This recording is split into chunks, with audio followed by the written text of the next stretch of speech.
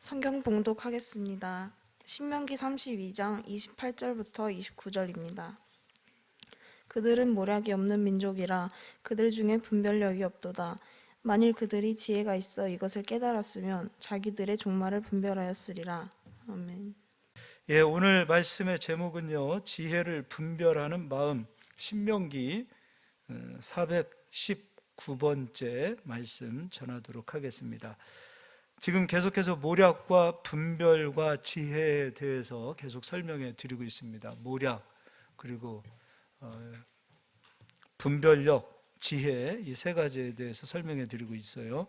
지금까지 계속해서 이렇게 순서적으로 이렇게 해오고 있기 때문에 이제 오늘도 마찬가지로 듣는데 좀 이해가 되지 않을까, 그런 생각을 좀 해봅니다. 오늘은 이제 지혜를 분별하는 마음, 또는 이제 모략을 분별하는 마음, 그것이 왜 그렇게 중요한지 이런 것들을 좀 깨닫고 한번 나누는 시간을 갖도록 하겠습니다.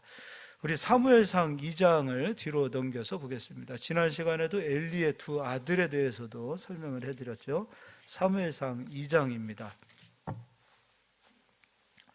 사무엘상 2장,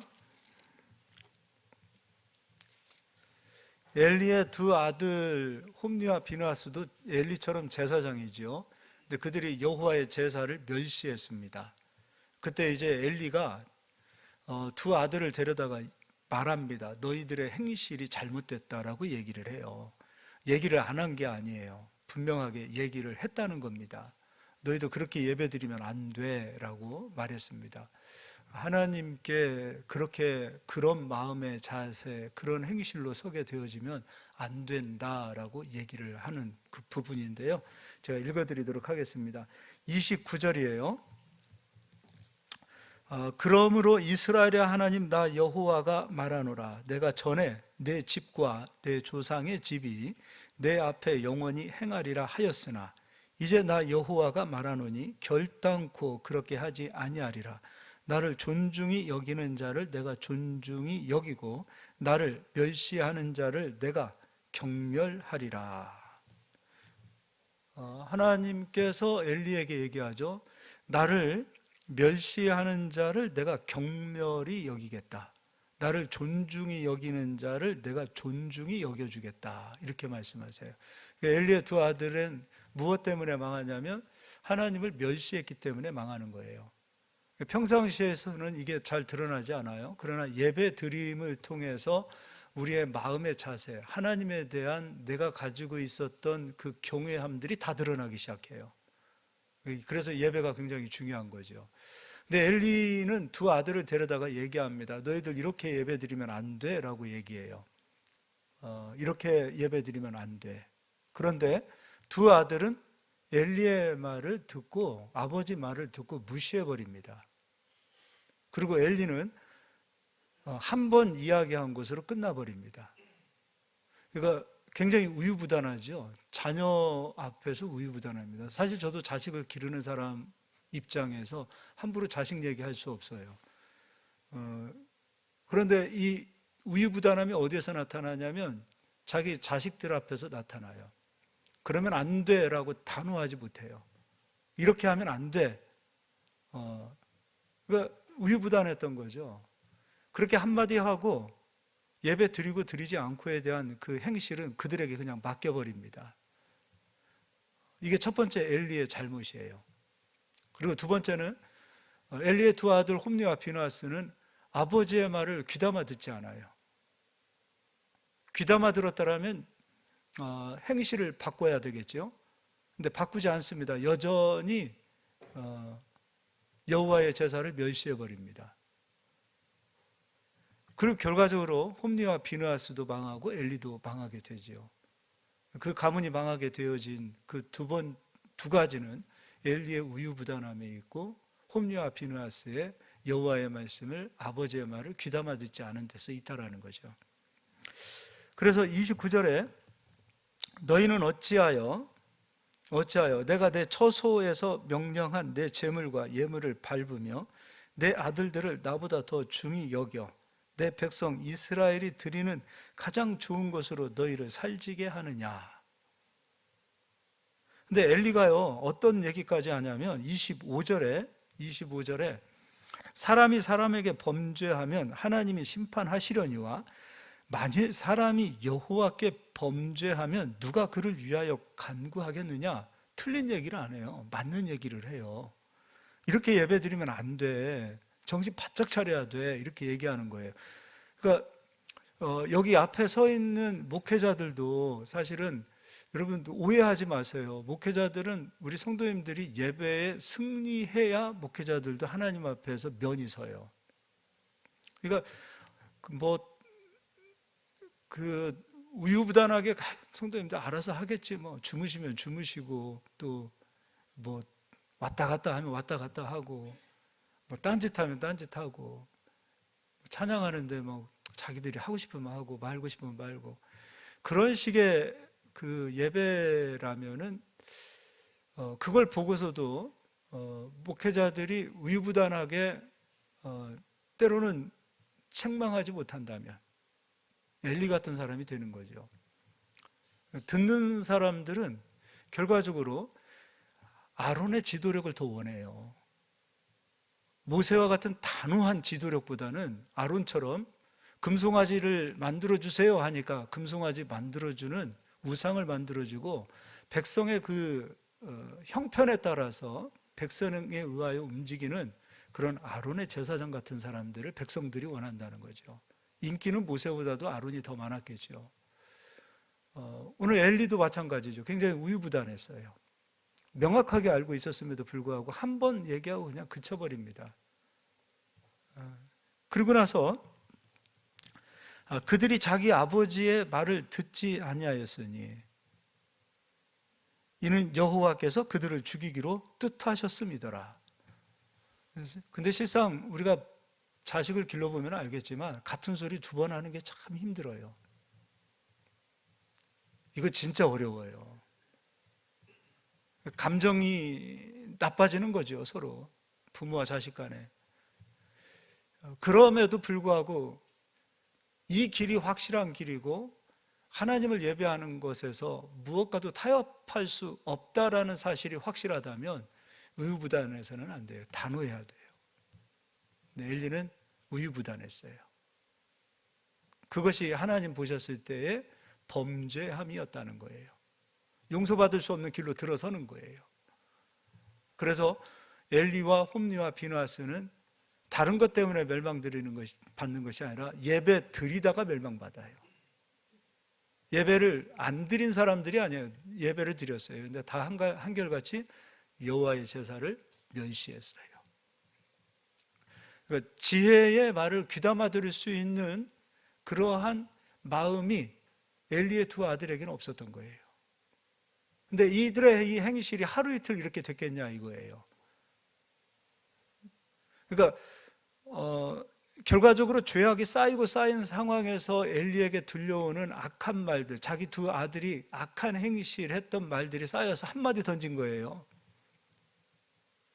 그 이전에 그 긴 시간 동안에 제사장들은 그냥 어느 날 갑자기 제사장 되는 것이 아니라 제사장 수업이라는 것이 있어요. 하나님께서 제사장의 수업을, 제사장의 그 의복을 입기까지, 제사장이 되기까지 철저하게 수업한 이후에 가는 그 기간이라는 시간도 있어요. 가르치질 않은 거예요. 그래서 12절에 엘리의 아들들은 행실이 나빠 여호와를 알지 못하였더라. 이전에 그 많은 시간 동안에도 엘리는 자녀들에게 여호와께 예배드리는 것이 이런 것이다 라고 가르쳐야 되고, 술 취하지 않는 상태가 된다라는 것은 하나님의 지식을 알아야 된다는 거죠. 그래야 분별하는 거죠. 제사장은 술 취하면 안 돼요. 왜냐하면 분별해야 되기 때문에. 근데 이들은 분별도 못해요. 하나님 것이 무엇인지, 자기 것이 무엇인지, 백성의 것이 무엇인지도 몰라요. 그냥 백성들이 드리는, 제사 드리는 그 예물 중에서 좋은 것을 자기 것으로 가져가고 있는 그 모습들을 보세요. 이들은 분별하지 못했어요. 제사장 수업 기간을 통하여 분별을 가르쳐야죠. 지혜를 가르쳐야죠. 근데 가르치지 않았어요. 사람은 배우지 않고 스스로 한다? 거짓말입니다. 구약의 제사장도 그랬고 신약도 마찬가지입니다. 바울도 제자들을 가르쳐서 배워야 되고 배우기를 포기하면, 우리는 그래요. 하나님의 말씀을 배우기를 포기해버리면 하나님을 예배하는, 하나님을 모르는 자가 되는, 자기 마음, 자기 소견대로 예배하게 되는 그런 사람들로 되어진다는 거죠. 자, 이제 잠언서를 가서 좀 보도록 하겠습니다. 잠언서입니다. 다윗의 아들 1장 1절, 다윗의 아들 이스라엘의 왕 솔로몬의 잠언이라. 이는 지혜와 훈계를 알게 하며 명철의 말씀을 깨닫게 하며. 잠언서를 준 이유가 여기에 있습니다. 지혜를 준답니다. 훈계를 알게 한답니다. 그러면 다른 말로 지혜를 받는 사람은 훈계를 달게 받는 사람이래요. 왜냐하면 그것이 분별할 수 있는 기준이 되어져요. 명철의 말씀을 깨닫게 하며 지혜롭게, 공의롭게, 정의롭게, 정직하게 행할 일에 대하여 훈계를 받게 하며. 훈계를 받게 하며. 요즘 젊은 세대들, 우리 청년부 예배니까, 청년부 헌신 예배니까 젊은 세대는 개인주의라 그러죠. 그래서 회사에서도 제가 그 아는 형님이 병원을 하는데요. 병원 간호사도 있고 의사도 있고 다 있는데 한 달에 한 번씩 원래 회식을 하게 돼 있는데 요즘은 이 젊은 세대들이죠. 회식 자리에 안 온대요. 그래서 아니 회식 안 오면은 회식비도 안 나가고 좋지 않습니까? 근데 분위기가 달라졌다는 거예요. 그러니까 내 시간, 직장에서 일하는 그 시간 이외의 시간을 타치하지 마세요. 이렇게 된다는 거예요. 굉장히 지극히 개인주의적이죠. 그런데 보세요. 나도 당신의 시간을 이렇게 간섭하지 않을 테니까 당신도 내 시간을 간섭하지 마세요. 나는 납니다라고 얘기하는데 그 어느 때보다도 자기 자신을 보여주고자 하는 그 심리가 가장 많은 세대가 지금 젊은 사람들 아니에요? 뭐죠? 저는 잘 모르겠는데 이것저것 하잖아요. 인터넷에서 자기들 것을 사진 찍어서 보여주고 그런 모습들이 있죠.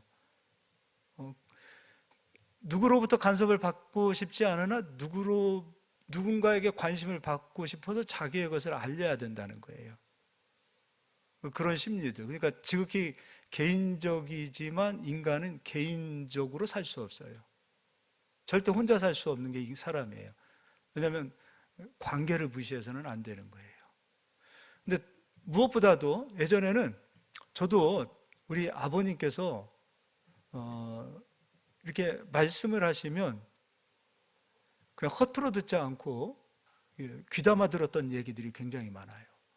왜냐하면 아버지가 하셨던 말씀이, 인생을 저보다 훨씬 오래 사셨던 아버지께서 자식에게 주시는 그 말씀을 저는 허투루 듣지 않는 이유가 뭐냐면 아버지 말씀이 100% 맞기 때문이다라고 생각을 해요. 물론 틀릴 수도 있죠. 저하고 안 맞을 수도 있죠. 그러나 아버지가 하시는 그 말씀을 귀담아 들어요. 근데 요즘은 어른들의 말씀을 잘 귀담아 듣지 않아요. 잔소리처럼 여겨요. 잔소리처럼. 너무나 지극적으로 자기들의 생각과 주장이 강하기 때문에 어른들의 생각이나 또는 목사님들이 강단에서 하시는 이런 말씀의 메시지를 들을 때에 자기 자신을 간섭한다라고 생각하고 잔소리로 생각하는 경우가 굉장히 많아요.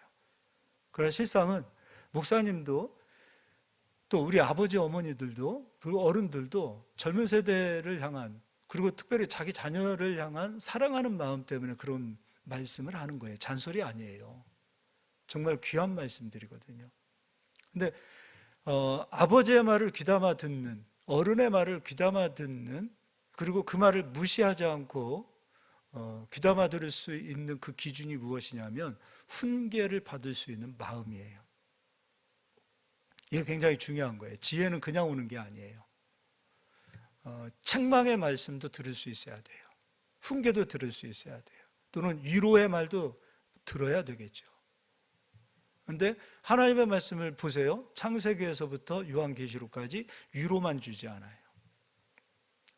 어떤 때는 이것이 죄다라고 사람을 굉장히 아프게 하는 말씀들이 있어요. 이건 죄야. 세상에서는 죄라고 여기지 않는 것을 성경에서는 이거는 죄다라고 여기고 그것을 버려야 된다라고 얘기하고 그것 때문에 예수님이 십자가에 못 박혔다라고 단호하게 얘기해요. 성경은 굉장히 단호합니다. 우유부단하지 않아요. 성경처럼 단호한 얘기가 어디 있습니까? 그래서 성경이 진리요, 길이요, 생명이라는 것이죠. 성경 말씀을 한번 여러분이 읽어만 보십시오. 얼마나 단호한지 모릅니다. 그런데 이 단호한 하나님의 말씀을 우리가 들을 때에 우리의 마음의 자세가 지혜를 분별하는 마음으로 듣느냐, 아니면 이것을 멸시하느냐, 그것이 결과적으로 두 가지의 길로 서게 된다는 거죠. 우리는요, 지혜로운 마음을 받을 수 있어야 돼요. 그런 마음의 자세를 갖는 것이 굉장히 중요해요. 그래서 4절에 어리석은 자를 슬기롭게 한답니다. 하나님의 말씀은 어리석은 자를 슬기롭게 하며 젊은 자에게 지식과 근신함을 주기 위한 것이랍니다. 하나님의 말씀을 여러분 귀하게 여기실 수 있기를 바라요. 멸시하지 마세요. 이 말씀은 우리를 슬기롭게 하고 젊은 자에게 지식과 근신함을 주기 위한 것이다라고 말하고 있어요. 그리고 5절에 지혜 있는 자는 듣고 학식이 더할 것이요 명철한 자는 지략을 얻을 것이라. 이번에는요, 잠언서 4장, 잠언서니까 4장으로 가서 보겠습니다. 잠언서 4장 1절입니다. 아들들아 아비의 훈계를 들으며 명철을 얻기에 주의하라 라고 되어 있어요. 내가 선한 도리를 너희에게 전하노니 내 법을 떠나지 말라. 나도 내 아버지에게 아들이었으며 내 어머니 보기에 유약한 외아들이었노라. 아버지가 내게 가르쳐 이르기를 내 말을 내 마음에 두라. 내 명령을 지키라. 그리하면 살리라. 오늘 홈리와 비느하스를 보세요. 아버지의 말을 마음에 두었습니까? 두지 않았어요. 두지 않았어요. 결과적으로 그들이 멸망당했던 이유는 아버지의 말을 마음에 두지 않았어요.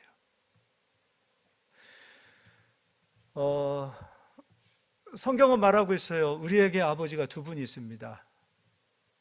우리에게 육신의 생명을 준 아버지, 부모님이 있어요.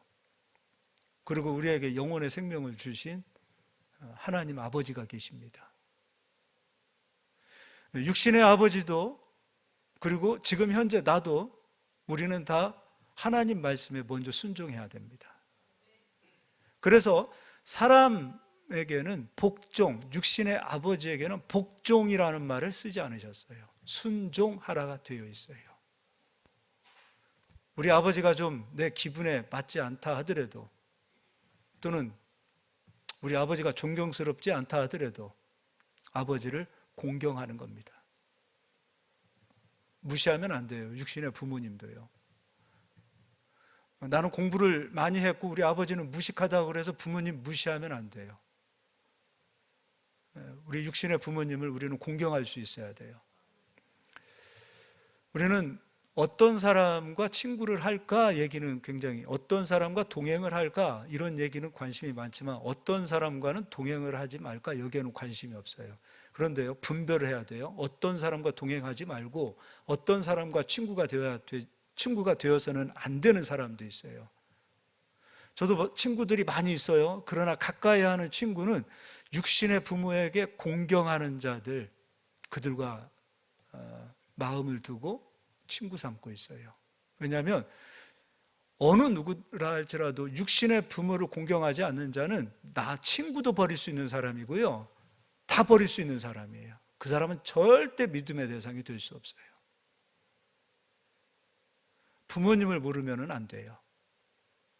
부모님을 버리는 자식이 되어서도 안 돼요. 육신의 부모도 공경해야 돼요. 그러나 복종하고 순종해야 될 대상은 오직 하나님의 말씀이에요. 육신의 부모가 교회 가지 마라고 얘기하면 공경은 하되 그 말씀을 순종할 수 없어요. 그렇지 않습니까? 우리가 순종하고 복종하고 일평생 우리의 생명을 다하여 끝까지 그 말씀에 생명을 걸어야 될 말씀은 하나님 아버지의 말씀입니다. 예. 두 번째, 육신의 부모를 버리지 않는, 공경하는 저희들이 되실 수 있어야 돼요. 주위에 보세요. 육신의 부모를 공경하시는 분들 치고 악한 사람들이 없습니다. 그리스도인들은 육신의 부모를 멸시하지 않기를 바라요. 육신의 부모도 공경하고, 정말로 보세요. 좀 있으면 다 힘 없습니다. 연약한 어린아이보다도 못한 그런 연약한 존재들이 되어집니다. 그런 부모님들도 사랑으로 공경하는 저희들이 되셔야 합니다. 5절에 지혜를 얻으며 명철을 얻으라. 내 입의 말을 잊지 말며 어기지 말라. 지혜를 버리지 말라. 지혜를 버리지 말랍니다. 그가 너를 보호하리라. 그를 사랑하라. 그가 너를 지키리라. 누가 우리를 지켜주는 거예요? 지혜가 지켜주는 거예요. 그리고 지혜를 사랑하래요. 그럼 지혜는 누구인가? 고린도전서에서 지혜는 예수 그리스도라고 말씀하고 있어요. 다른 분이 지켜주는 게 아니에요. 지혜 되시는 예수 그리스도께서 우리를 지켜주시는 거예요. 그리고 지혜가 제일이니 지혜를 얻으라. 내가 얻은 모든 것을 가지고 명철을 얻을지니라. 그를 높이라. 그리하면 그가 너를 높이 들리라. 만일 그를 품으면 그가 너를 영화롭게 하리라. 오늘 홈리와 비느하스에게 하나님께서 그들을 가리켜 말씀하시죠. 나를 멸시하는 자를 내가 경멸하리라. 나를 존중히 여기는 자를 내가 존중히 여기리라. 하나님을 높이는 자를 하나님이 높여주시고요, 하나님을 귀하게 여기는 자를 하나님은 귀하게 여겨주십니다. 무엇으로 하나님을 높이는 것이 드러나냐면 예배를 통해서 드러나요. 예배는 감출 수 없는 우리의 마음이 다 드러납니다. 하나님을 멸시하는 자는, 하나님을 조금 세상보다 낮은 수준으로 놓고 보신 분들은 예배 때 그 마음이 다 드러나요. 다 드러납니다. 예배는 거짓말할 수가 없어요. 속일 수가 없어요. 그래서 예배를 실패하면 안 돼요. 그를 높이라. 그리하면 그가 너를 높이 들리라. 만일 그를 품으면 그가 너를 영화롭게 하리라. 그가 아름다운 관을 내 머리에 두겠고 영화로운 면류관을 내게 주리라 하셨느니라. 잠언서 5장도 한번 가서 보겠습니다. 잠언서 5장입니다. 이거 다 읽으면 시간들이 너무 많이 갈 것 같은데, 5장 3절만 읽어드리겠습니다. 대저 음녀의 입술은 꿀을 떨어뜨리며 그의 입은 기름보다 미끄러우나. 자, 분별해 보자고요. 하나님께서 주시는 지혜는 훈계와 책망이 같이 들어가 있어요. 그리고 하나님의 말씀이 아닌 음녀의 말은 세상의 말이에요.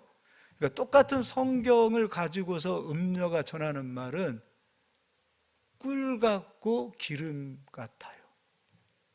듣기에 굉장히 편안합니다. 처음 먹을 때 꿀처럼 답니다. 이걸 분별할 수 있어야 되겠죠. 그러니까 지혜의 하나님의 말씀은 책망이 있어요. 다른 말로 꾸중합니다. 너 이렇게 살아서는 안 돼. 명확한 기준이 있어요. 애매모호하지 않아요. 경계가 명확합니다. 세상과 하나님 경계가 명확합니다. 그러나 음녀의 말은 경계가 애매모호합니다.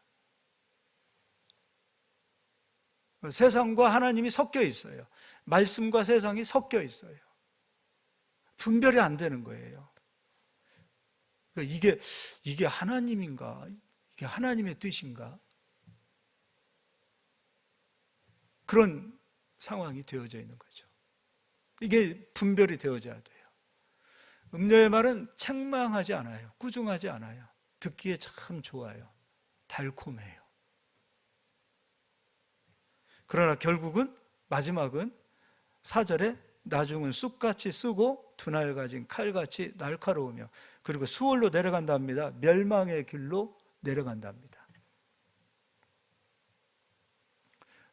그러니까 지혜를 갖는 마음이 굉장히 중요한 거죠. 지혜를 갖는 마음이. 또 이번에는 이제 신명기 18장 앞으로 가서 보겠습니다. 신명기 18장입니다.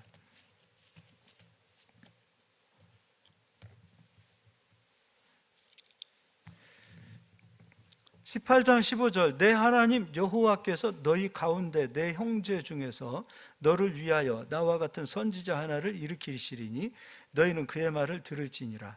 이것이 곧 내가 총회의 날에 호렙산에서 내 하나님 여호와께 구한 것이라. 곧 내가 말하기를 내가 다시는 내 하나님 여호와의 음성을 듣지 않게 하시고 다시는 이 큰 불을 보지 않게 하소서.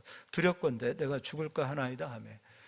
이스라엘 백성들이 하나님의 음성을 직접 보았던 때가 언제냐면 시내산에서 우리가 10계명이라고 말하고 있는 10가지의 계명을 하나님께서 직접 음성으로 들려주셨어요. 근데 그 음성을 듣고 난 이스라엘 백성들은 다시는 하나님의 음성을 듣지 않게 해주소서. 들으면 우리가 죽을 것 같습니다. 그때 하나님께서 너희가 그렇게 말하는 것이 옳도다. 다시는 내가 너희에게 내 음성을 직접 들려주지 않으리라. 그래서 그렇다면 이스라엘 백성들에게 있어서 하나님의 말씀을 그럼 우리가 어떻게 듣겠습니까? 라고 했을 때 하나님께서 선지자를 세우시겠다는 거죠. 오늘 여기 강단에 오셔서 하나님의 음성을 직접, 하나님의 음성입니다. 하나님의 음성을 직접 듣고 가시는 분은 없어요. 그리고 그것을 직접 듣게 해주세요 라고 말하는 것은 하나님을 모르는 겁니다. 하나님의 음성을 직접 듣는 자들은 두 번 다시 그 음성을 듣고 싶지 않아요. 천국을, 영적인 세계를 조금이라도 맛본 사람은 두 번 보고 싶지 않아요. 영의 세계, 영안이 열려서 영적인 세계를 조금이라도 맛본 사람들은 두 번 다시 보고 싶지 않아요. 근데 어떻게 된 게 매일 음성 들려달라고 그러고 매일 보게 해달라고 그러는지 모르겠어요. 그건 하나님 보실 때 하나님을 모르는 거예요. 그래서 하나님께서 선지자를 두셔서 16절 이것이 곧 내가 총회의 날에 호렙산에서 내 하나님 여호와께 구한 것이라. 곧 내가 말하기를 내가 다시는 내 하나님 여호와의 음성을 듣지 않게 하시고 다시는 이 큰 불을 보지 않게 하소서. 두렵건대 내가 죽을까 하나이다 하며 여호와께서 내게 이르시되 그들의 말이 옳도다. 하나님의 음성을 두 번 다시 듣지 않게 해주세요. 그들의 말이 옳도다 라고 말하고 계세요. 18절입니다. 내가 그들의 형제 중에서 너와 같은 선지자 하나를 그들을 위하여 일으키고 내 말을 그 입에 두리니 내가 그에게 명령하는 것을 그가 무리에게 다 말하리라. 그리고 19절입니다. 누구든지 내 이름으로 전하는 내 말을 듣지 아니하는 자는 내게 벌을 받을 것이요. 하나님의 말씀을 듣지 않으면 벌을 받고, 이번에 선지자를 가리켜서 하나님이 이렇게 말씀하십니다. 만일 어떤 선지자가 내가 전하라고 명령하지 아니한 말을 제 마음대로 내 이름으로 전하든지 다른 신들의 이름으로 말하면 그 선지자는 죽임을 당하리라 하셨느니라. 그러니까 하나님께서 명하신 것이 아닌 다른 것을 전하면 그 선지자는 하나님께서 오늘 홈리와 비느하스처럼 멸망시키시겠다는 거죠. 그래서 복음은 하나예요. 다른 복음 없어요. 복음은 오직 예수 그리스도세요. 오직 예수입니다. 근데 우리가 요즘 JMS부터 시작해가지고서 이단들이 이렇게 굉장히 활동하는 무슨 그 프로그램이 지금 넷플릭스인가 어디에서 1등하고 있다 이런 얘기 하더라고요. 다들 신천지도 그렇고 다들 예수님을 얘기해요. 근데 우리가 잊어버리지 말아야 될 것이 있어요.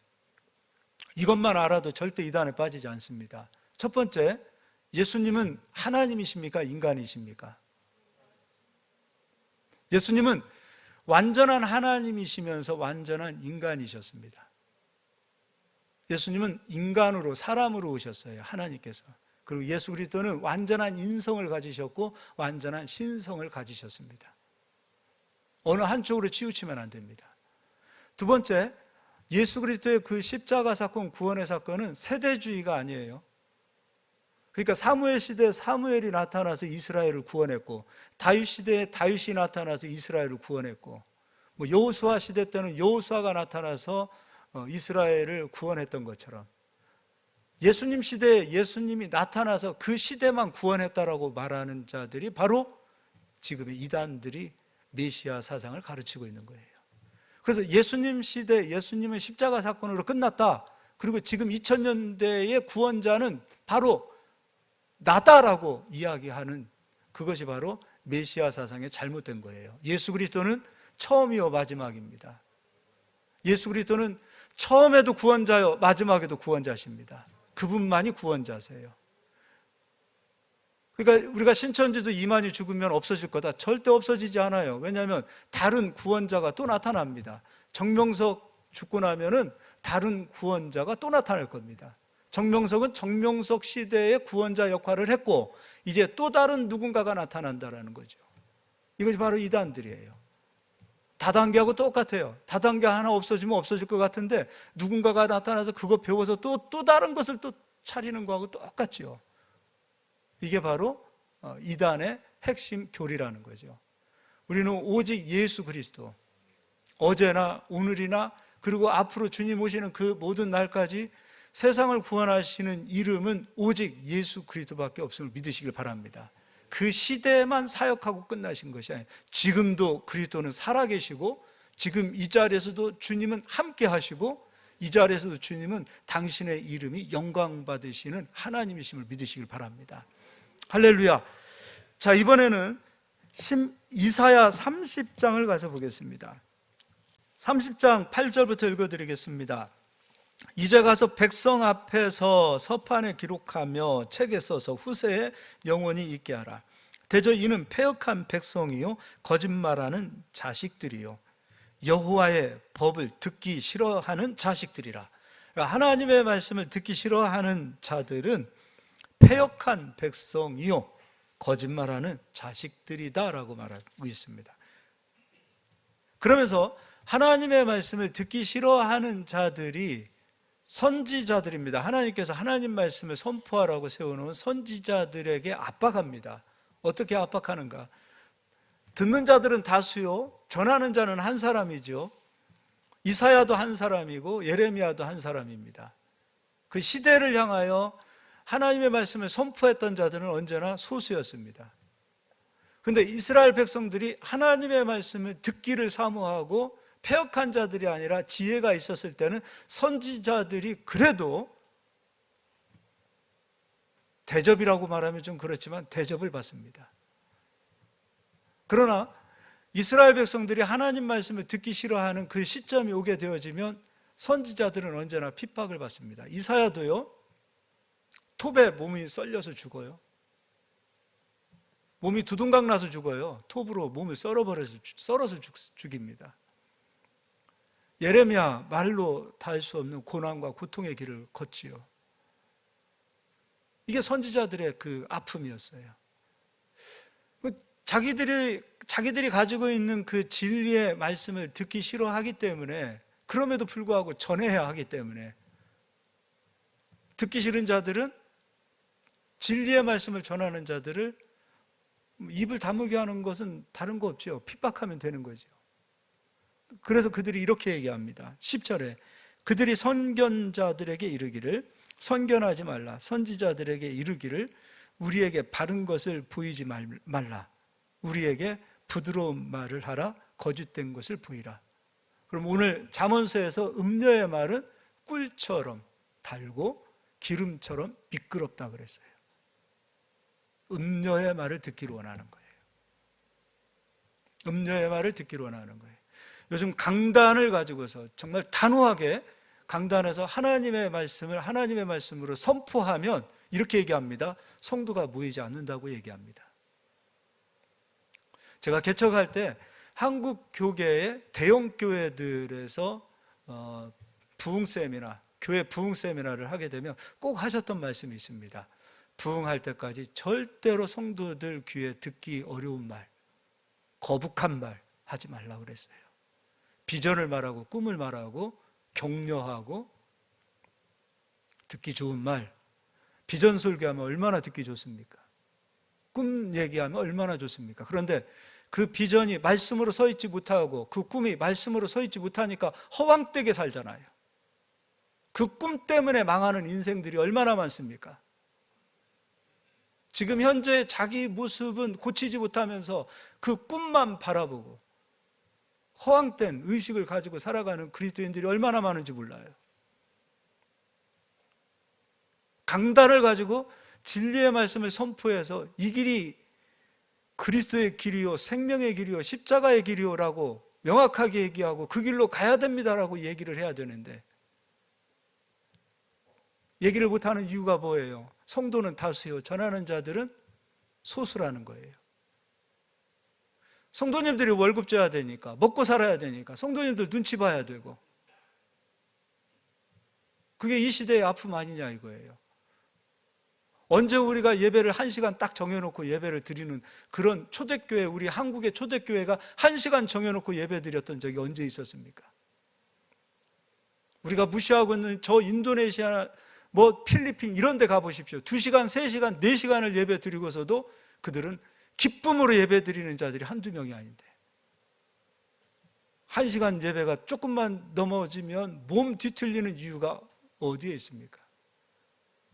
그만하라는 거 아닙니까? 주무시는 이유가 어디에 있습니까? 집중하지 않는 이유가 어디에 있습니까? 오늘 똑같습니다. 부드러운 말 좀 해. 듣기 싫어. 그 얘기 아닙니까? 정말 이거 심각해요. 심각한 거예요. 그렇게 해서 10,000명이 모이고 1,000명이 모이고 수만 명이 모인다 한들 하나님 보실 때 그들이 의인이다라고 말씀하시겠느냐 이거예요. 예배 드리러 온 거예요. 나는 죽고 하나님의 영광이 살아나는 예배 드리는 자리에 온 거예요. 저희들 나는 부서지고 그리스도가 세워지기 위하여, 나에게 생명을 주신 그리스도에게 은혜를 보답하기 위하여 그 은혜를 붙들고 나오고 그리스도를 세우기 위하여 예배 드리러 온 거예요. 나를 세우기 위해서 온 거 아니에요. 나 자신이 드러나기 위해서 온 게 아니에요. 오직 그리스도가 드러나고 그리스도가 영광 받기 위하여 온 거예요. 그리고 주여 말씀하소서, 나에게 새 마음을 주고 나를 새롭게 하시고 나의 삶이 변화되어지기를 소망합니다. 그러한 마음의 자세로 주님의 말씀을 담아서 세상을 향하여 나가는 자들이 예배드리는 자들 아닙니까? 변하지 않고 깨지지 않고 여전히 내 고집과 내 생각과 내가 가지고 있는 그 스타일을 고수하면서 이것이 하나님 말씀에 대적이 되어지는 것임에도 불구하고 자기 스타일을 버리지 못하고 여전히 세상을 향하여 살아간다는 것은 하나님의 말씀을 멸시하는 것과 같은 거죠. 주여 말씀하십시오. 내가 변하겠습니다. 내가 새롭게 되겠습니다. 주여 나에게 새 마음을 부어주십시오. 그러한 심령의 상태에 성령께서 오셔서 그들의 마음을 붙들어 주시고 그들의 마음에 권능을 주시고 그들의 마음을 성령께서 거룩하게 붙들어 주신다는 사실을 우리 기억하셔야 돼요. 깨어진 마음, 부서진 마음, 그 마음에 성령이 임하십니다. 이게 예배입니다. 정해져 있습니까? 성경의 예배라는 설교는 몇 시간? 설교는 1시간, 2시간, 30분, 20분 정해져 있냐 이거예요. 사람 편리하게 이제 완전히 제도화되어져 있고 사람 중심의 예배화되어져 있는, 정형화되어져 있는 이 예배, 이거 어떻게 할 겁니까? 이거 이제 10분, 20분 설교, 10분, 20분이면 서론밖에 못 나가요. 그거 듣고 나가서 어떻게 살 겁니까? 서론이라도 제대로 하나님 말씀이라면 상관이 없지만 듣기 좋은 소리, 그리고 웃어야 되니까, 웃어야 마음의 문을 여니까 개그 하나씩 해야 되고, 마음을 부드럽게 하고 한번 하하 웃고 나면은 그때부터 말씀이 잘 들어간다. 이런 설교의 논리가 어디서 나온 거냐 이거예요. 성령을 받은 자들은 하나님의 말씀을 집중하여 듣습니다. 하나님의 말씀은 개그가 아니에요. 코미디가 아니에요. 말장난이 아니에요. 농담하는 게 아니에요. 하나님의 말씀은 명확해요. 이 하나님의 말씀을 훈계로 들을 수 있는 마음, 그 마음을 우리가 회복해야 되지 않겠습니까? 예, 할렐루야. 예. 에스겔 13장을 가서 보겠습니다.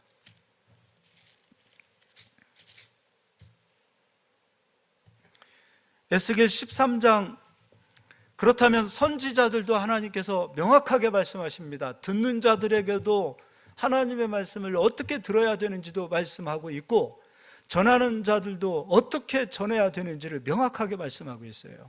13장 3절만 읽어드리겠습니다. 주 여호와의 말씀에 본 것 없이 자기 심령을 따라 예언하는 자. 하나님의 말씀은 하나님의 말씀을 전하는 거예요. 자기 심령을 전하는 게 아니에요. 하나님의 말씀 한 구절 읽어놓고서 자기 이야기하고 끝나는 거 아니에요. 하나님의 말씀 한 구절 읽어놓고 지금 대통령이 어떻고 나라가 어떻고 그 얘기하는 거 아니에요. 하나님의 말씀을 증거하는 시간은 하나님의 말씀만 전하는 거예요. 저도 정치적 색깔이 있어요. 보면 답답하지요. 막 분노가 치우를 때가 한두 번이 아닙니다. 그러나 강단에서는 그 얘기하는 거 아니잖아요. 강단에서는 오직 하나님의 말씀을 증거하는 거예요. 자기 철학이 나와서도 안 돼요. 저도 철학이 있어요. 그 철학이 증거되어지고 자기 신념이 증거되어지는 게 아니에요. 오직 말씀만 증거되어져야 돼요. 할렐루야. 주 여호와의 말씀에 본 것이 없이 자기 심령을 따라 예언하는 어리석은 선지자에게 화가 있을진저. 전하는 자도 엘리처럼 전하면 안 돼요. 엘리처럼 우유부단해서는 안 돼요. 듣는 자도 명확하게, 듣는 자도 책망을 달게 들을 수 있는, 훈계를 달게 들을 수 있는 마음의 자세가 되어야 돼요. 그래야 새 마음이 회복되어지고 그 새 마음 가운데 하나님께서 능력을 부어주시고 그 마음 가운데서 하나님께서 지혜와 명철과 총명으로 채우셔서 지혜가 그를 보호하고 지혜가 그를 이렇게 세워주시고 지혜가 그를 이끌어주시고, 내가 스스로 나를 높이려고 해보세요. 안 돼요. 지혜를 높여보세요. 지혜가 우리를 이렇게 세워주십니다. 언제 어떻게 일어섭니까? 가난한 자를 부유케 하십니다. 아무것도 아니었던 자를 이렇게 세워주시는 거예요. 내가 많은 인맥을 알고 자랑하는 사람 치고 속이 비어있는 거 아시잖아요. 그러나 하나님께서는 우리를 높여주실 때는 네가 그 인맥의 중심이 되도록 하겠다, 그거예요. 그게 진짜 아니에요? 내가 누구 알고 그건 그 사람은 속 비어있는 사람이에요. 인맥을 자랑함으로 자기를 드러내요? 그럴 수 없죠. 근데 하나님께서 우리를 높여주실 때는 네가 그 인맥의 중심이 되도록 너를 세워줄게. 우리가 그런 사람들이 되었으면 좋겠어요. 할렐루야. 이제 에베소서를 가서 보겠습니다.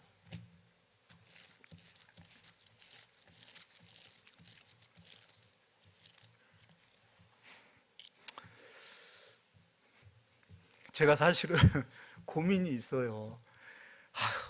저는 원래 굉장히 부드러운 남자거든요. 단호하기도 하고 강단은 있는데 이렇게 하나님 말씀을 전하면 어떨 때 보면은 제가 제 설교를 어떨 때 이렇게 들어보면,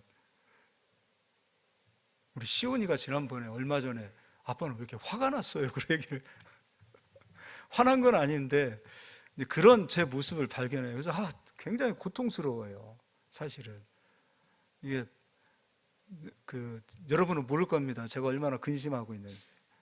우리 성도님들 좀 막 이렇게 위로하고 막 그래야 되는데, 이게 말씀을 전하는 그 시간은 한정되어져 있고 전해야 되겠고 하다 보니까 어느 순간부터 이 말씀에 모르겠습니다. 이 말씀이 왜 이렇게 내가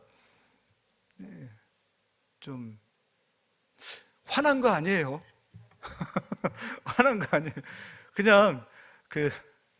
그냥 우리 성도님들이 하나님 앞에서 더 진실하게 서기를 원하는 마음, 그 마음이 있다는 것을 좀 알아주셨으면 좋겠어요. 제가 저를 좀 변명하겠습니다. 바울도 보니까 자기를 엄청 변명하더라고요. 개인적인 사심이 있거나 그러지 않습니다. 누구를 이렇게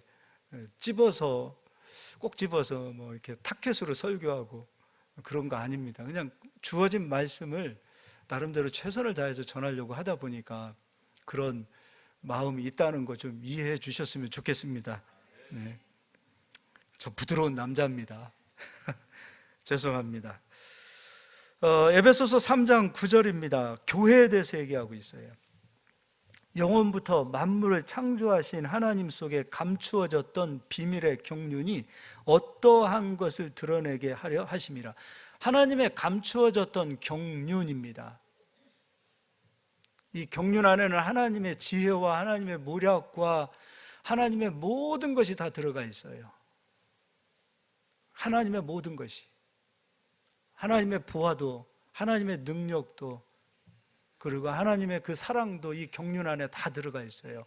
근데 그것이 어디로부터 드러나는가? 어디에서 하나님의 경륜이 증거되어지는가? 여러분, 이 교회를 무시하지 마세요. 교회가 세워진 이유가 바로 여기에 있어요. 10절입니다. 이는 이제 교회로 말미암아 하늘에 있는 통치자들과 권세들에게 하나님의 각종 지혜를 알게 하려 하심이니. 교회는 강단을 통해서 하나님의 지혜, 하나님의 경륜이 나타나서 성도님들에게 흘러가도록 교회를 세우신 거예요. 그리고 이 교회의 머리는 그리스도세요. 교회의 머리는 그리스도세요. 머리만 그리스도인가? 그렇지 않더라고요. 교회 전체가 다 그리스도예요. 우리 각자 한 사람 모두가 다 그리스도의 사람들이에요. 그리스도의 사람들이 그리스도를 높이고 그리스도의 이름을 부르며 그리스도를 찬송하고 그리스도를 세우기 위하여 우리 모두가 부름을 받았어요. 그리고 이 교회를 통해서 하나님께서는 하나님의 경륜을 나타내게 하셨어요. 교회는 그만큼 그리스도를 알고 그리스도를 배우고 그리스도를 높이는 곳입니다.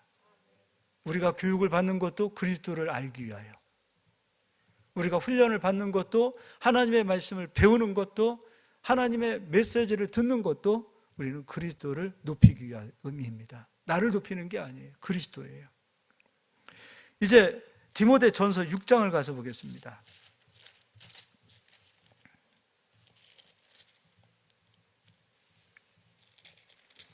6장 3절입니다. 그런데 이 세워진 교회에서 그리스도가 아닌 자꾸 다른 교훈이 증거되어지는 거죠. 오직 복음이 아닌 복음과 함께 섞여 있는 누룩도 허락되어져서는 안 돼요. 다른 교훈들이 흘러가기 시작할 때 전하는 자가 오직 복음이 아니라 다른 교훈을 자꾸 전하기 시작하면 받는 자들은 다른 교훈을 받잖아요. 전하는 자가 굉장히 중요해요. 목사님들 책임이에요. 사실 교회의 모든 문제는 다 목사님 문제예요. 그렇지 않아요? 여러분들은 책임 없다고 또 이렇게 말하면 좀 그렇지만 1차적인 문제는 목회자예요. 목회자는 그래서 늘 이 부분에 깨어 있어야 될 부분이죠. 그래서 3절에 누구든지 다른 교훈을 하며 바른 말, 곧 우리 주 예수 그리스도의 말씀과 경건에 관한 교훈을 따르지 아니하면, 그리스도의 교훈을 말하지 않고 그리스도 생명의 말씀을 말하지 않고, 요즘은 교회에서 자꾸 정치 얘기만 하는 교회도 있어요. 극단적으로. 그것도 문제가 될 수 있어요. 십자가의 도는 얘기하지 않고 자꾸 리더십을 얘기하는 교회도 있더라고요. 성도들 자존감을 세우고 또 믿음이라고 얘기하고 있는데, 믿음은 그리스도와 함께 하는 것이 믿음인데 그리스도는 빠지고 어떤 성도들 안에 신념이라는 것을 가장한 믿음을 자꾸 얘기하는 경우도 있어요. 잘 될 겁니다. 하나님이 도우시면 잘 됩니다. 잘 되는 근본적인 원인을 설명하지 않고 오늘 여러분, 하나님이 여러분과 함께 하시니 잘 될 겁니다, 이런 것들도 여러분 어떤 면에서 보면은 잘못된 거예요. 내가 지금 말씀 안에 서 있지 못하는데 잘 될 겁니다, 아멘 하고 받아가면 그것도 잘못된 거 아닙니까? 내가 먼저 말씀에 서 있는지 말씀에 벗어나 있는지 그거를 분별하고 알아야 되겠지요. 그리고 말씀의 길로 걸어가야 되고 말씀을 잡고 그 자리에 머물러 서야 되겠죠. 그 뒤에 잘 되고 안 되고는 하나님이 하시는 것인데, 말씀은 말하지 않고 내가 서 있는 자리를 분별시켜 주지 않으면서 잘 될 겁니다, 잘 될 거예요, 임마누엘 하십니다, 여호와 이레 하십니다, 그런 말로 우리를 득 뛰어나 주세요. 그러면 성도 망하는 거죠. 그 상태가 되어질 때 나타나는 열매는 4절, 그는 교만하여 아무것도 알지 못하고, 모르는 거예요. 변론과 언쟁을 좋아하는 자니 이로써 투기와 분쟁과 비방과 악한 생각이 나며, 하나님의 말씀으로 언쟁하고 논쟁하고 분쟁하게까지 되어지고, 또 오히려 말씀을 잘못 배우면 자꾸 말씀으로 누군가를 비판하고 비방해요.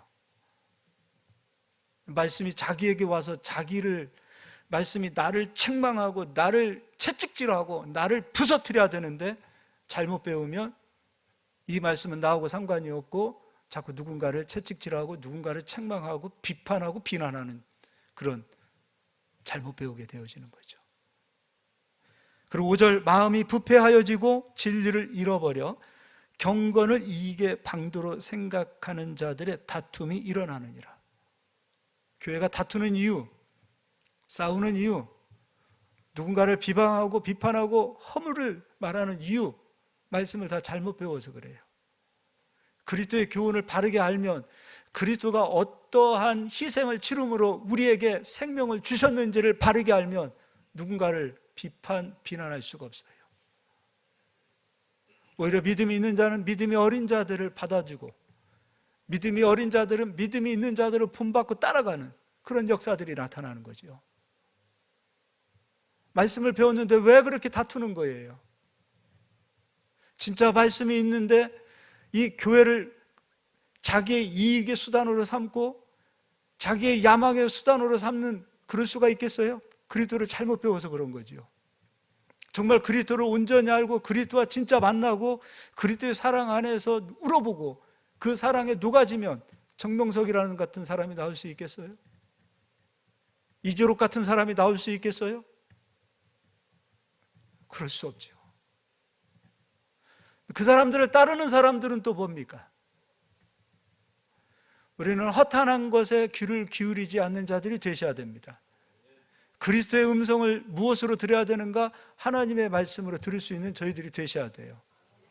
그래서 누군가가 강단에서 해주는 말씀만 100% 믿지 마시고, 우리 또한 하나님의 말씀을 읽기를 포기하지 마시고, 하나님의 말씀을 눈으로도 대면하시고, 이 말씀을 귀 기울여서 마음에 담으시고, 그래야 그런 준비되어져 있는 분별력이 내 안에 있어야 전하는 자들이 말하는 그 메시지가 진리인지 비진리인지, 아니면 아닌 것은 흘려보내고 생명의 말씀은 받아들일 수 있는 그런 영적인 분별의 능력도 우리에게 회복되어지는 거 아닙니까? 우리는 사는 날까지 하나님 말씀으로 깨어있는 저희 모두가 되어지기를 예수의 이름으로 축원합니다. 할렐루야. 옆 사람 인사하겠습니다. 하나님 말씀 담을 수 있는 지혜를 회복합시다. 아멘. 기도